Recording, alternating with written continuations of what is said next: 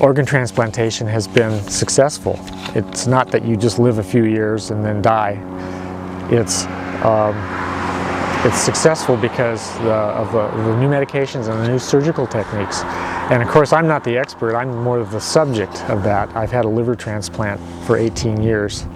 I had a liver transplant in 1990. I had the same disease that famous football player Walter Payton had.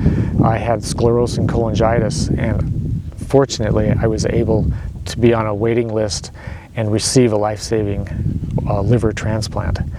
Walter Payton was also put on a waiting list for a liver transplant, but unfortunately he died waiting, and it's just a tragedy to think about that. Walter Payton was just a fabulous person and a fabulous athlete, but because of the lack of organs available, he died waiting.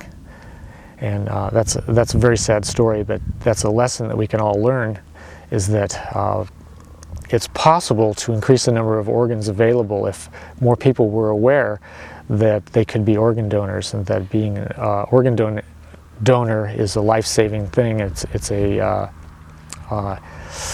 humanitarian act. It's an act of love to someone you don't know. I got my liver transplant in May of 1990, and I've been doing great ever since. So that's 18 years now of time that I wouldn't be here, and so I'm so thankful to my transplant surgeon, and I'm also so very thankful to the organ donor. I don't know who she is. I know it was a woman who died in a traffic accident, just an awful, horrible accident. But because she signed her donor card, her family was asked if they would be willing to let her be a donor for other people so that they may live. And I was one of the people that received her organs. I received a liver. And I'm so thankful to her and to her family for making that decision to be an organ donor. So if it wasn't for that, I wouldn't be here. I wouldn't have my 18-year-old son wouldn't have had a father for the last 18 years. So it's made a big impact in the world, and it's just me, not just me, but other people who have had organ transplants or have been restored back to health. In my case, I like to bicycle. I always enjoyed bicycling, and it turned out when I was sitting in my bed 2 days after my organ transplant, after I had my liver transplant, the exercise physiologist from UCSF came by and said, "Hey, you should be in the transplant games." And I had tubes, in every orifice you can imagine. And I said, "Well, what's that?" I said, "Well, that's the transplant games. That's where organ transplant recipients get together, and they have track and field events. It's like the Special Olympics, and only for organ recipients." I go, "Well, when is it?" "Oh, it's in about 4 months." 4 months? And she, yeah, you can do it. And I couldn't believe her when she said that. I just couldn't imagine myself riding a bicycle in the state I was in, because I just had my transplant about 2 days before. So she said, "Oh yeah, you can do it, you can do it." And I couldn't believe her. She said, yeah, come on. And she got me out of bed, and I walked slowly as I could, or not as slowly as I could, as fast as I could, to a room next door to where I was. There was an exercise bicycle in the room. She said, yeah, sit on the bicycle. "Oh, you're kidding." And no, you can do it. So I sat on the bicycle. She said, "Now pedal." And so here I am with all these tubes and a monitor of some sort, and huge stitches on my stomach from my just recent organ transplant. She said, "Okay, now start turning your legs and pedal." So I managed to pedal for 5 minutes, and then she escorted me back to my bed, and I laid on the bed and I took a nap for it seemed like 4 hours. I was exhausted. But the next day she came by again. "Okay, is you ready for your ride again?" I go, "Yeah, I guess so." And so I made it over to the bicycle. She said, "Okay, get on it. You can do it." And I got on it. And okay, now pedal. See if you can pedal for 6 minutes. Okay, so I pedaled for 6 minutes, and this went day after day. I was in the hospital for about 10 days. And by the time I got out of the hospital, I was able to go to that exercise bike every day and pedal about a minute longer each time. So by the time I left the hospital, I could pedal for about 20 minutes. Not very hard, but enough to get a little exercise. And then she said, okay, well, we'll see you at the transplant games. And I thought, well, okay. And so I signed up. I filled out the forms. I was able to get my bicycle out of the garage and dust it off. And the very first day back, I went around the block. I could manage to go around the block on my bicycle, and I came back home and I had to lay on the sofa for half an hour. The next day I went around 2 blocks and on, and after about 2 months I was able to pedal about 12 miles. Not very fast, but I could do it. After 4 months I was able to pedal 12 to 20 miles relatively fast at a good clip for me, and I thought, well, at least I can keep up with everybody, and maybe something will happen. So I went to my first U.S. transplant games. It was in Indianapolis in 1990. This was 4 months after my surgery. I entered the bicycle race, and I took off, and I was able to hang with the rest of the group as long as I could, and I ended up getting 4th place.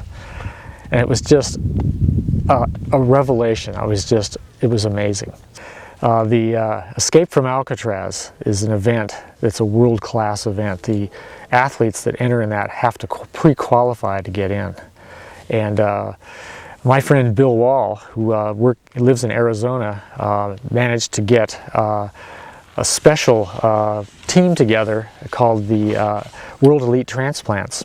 And so the category that we were in is the challenged athlete category. We were also in a category with Army veterans from the Iraq War. Several veterans have lost limbs and have carbon fiber limbs entered in the Escape from Alcatraz, and it was great to see them there and compete with them. I just have the highest regard for those guys to be able to do that, and it was just neat to be in that group, the challenged athlete group. And the way it was done with us is a little bit differently than the elite athletes did. They had to swim. Each athlete had to swim about 1.5 miles from Alcatraz to the beach, run to where the bicycles were, pedal 18 miles on a really rough course in San Francisco, up and down those hills that we've all seen on the postcards of San Francisco. On Clement Street especially has a notoriously steep hill that the bicyclists have to crawl up. It looked like an ant trail of bicyclists crawling up that hill. It was amazing to see that. And then finally the same athlete has to run 8 miles out back under the Golden Gate Bridge and back to the starting point again. That's a tough thing for any one person to do. So the challenged athletes were actually given the opportunity to form teams. So we had teams of 3. And we had 4 teams, and so we had one person doing the swimming leg, one person doing the bicycling leg, and the third person would do the running leg. And I was chosen to be one of the ones to do the bicycling leg. And in the challenged transplant athlete team, our team got 2nd place, I believe. And so I was in there with all of these absolutely the best world athletes in the bicycle race part. And of course, I'm not as fast as they were, but I was in the mix. I was in the middle. I was racing with them. I could catch some people, but then again on the hills I would fall behind, and it was just a whole lot of fun just to be able to be alive and to be part of this event. It was just a wonderful blessing for me. So it was one of the best times I've ever had in my life. Even today, their lives are being saved by people who have selflessly volunteered to be organ donor. For example, when I first got my driver's license, I signed up to be an organ donor, not thinking, and ironically I guess it is, that I would end up being the receiver of an organ 18 years later. So I would recommend, or I would advise everyone to sign up to be an organ donor. If you should choose to do that, make sure that you tell your loved ones that that's your wishes too, because and I know in some states, even though you have a donor sticker on your driver's license, they still have to get permission from the family to use your organs. Every one person who's received a transplant, there's still 4 people waiting because of lack of organs available. There could be more organs available if more people were aware that they could be an organ donor in such a case as of a car accident or a sudden death, that kind of thing. And I'm being very blunt. I don't mean to say it that way in a blunt way, but the way I thought about it when I became or offered to be an organ donor, this was way before my liver transplant, was that I thought, well, if I should have an accident, I don't really need my organs. Maybe it would do some good for someone else to have my organs so that they can continue to live. And that's kind of how I looked at it.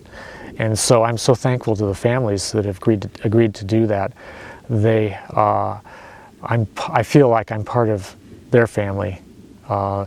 A lot of organ donors and recipients have actually been reunited and have met each other, and a lot of the reunions I've seen at the transplant games are very joyous, very bittersweet, but at the same time there's a lot of joy involved in knowing that part of your loved one is still going on and living and helping another person continue with their life and enjoy a healthy life.